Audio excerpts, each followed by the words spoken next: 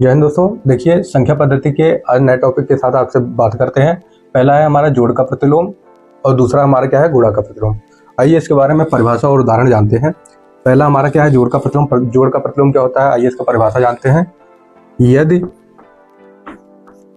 यदि किसी संख्या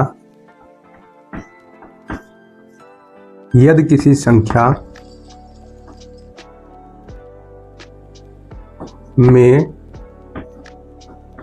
जिस संख्या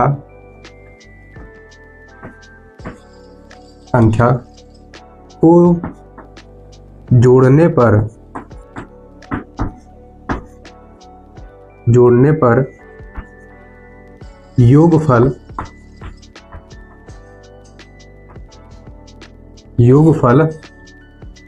0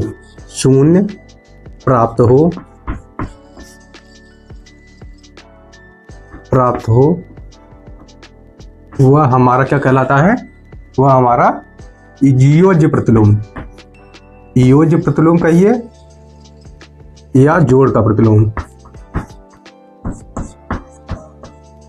इयोज्य प्रतिलोम कहते हैं।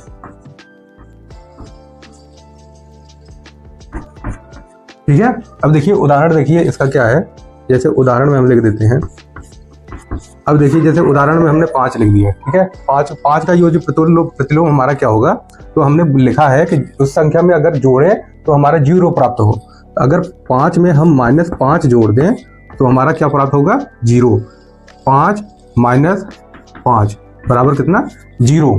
ठीक है, तो हमारा ये क्या हो गया, योज्य प्रतिलोम। अगर कह दें 3 का योज्य प्रतिलोम क्या होगा, अगर 3 में -3 को जोड़ दें तो हमारा क्या प्राप्त होगा, 0। ये हमारा क्या होगा, योज्य प्रतिलोम। ठीक है दोस्तों, अब देखिए दूसरा हमारा देख लेते हैं। दूसरा हमारा कह रहा है गुणा का प्रतिलोम क्या होता है। तो गुणा का प्रतिलोम हमारा क्या होता है, यदि किसी संख्या में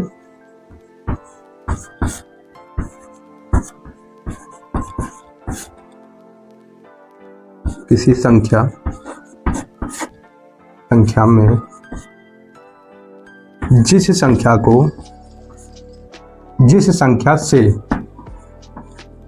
संख्या से गुणा करने